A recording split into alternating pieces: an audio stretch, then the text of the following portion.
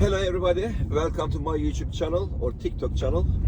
Today we are test driving Euro 6 Transit, which came in with a DPF AdBlue faults, engine light on and the loss of power obviously, and the customer complained that it was using too much AdBlue. Sir, what can you tell us about your van? How was it driving and how is it driving now? My van was absolutely slow as can be.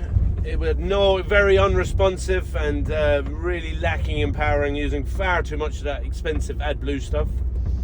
And now I'm on a test drive. It is literally like a new van. It is got such good power, great responsive off the pedal, and Errol is the man, is all I can say. Well, I can see you got a smile on your face. Excellent.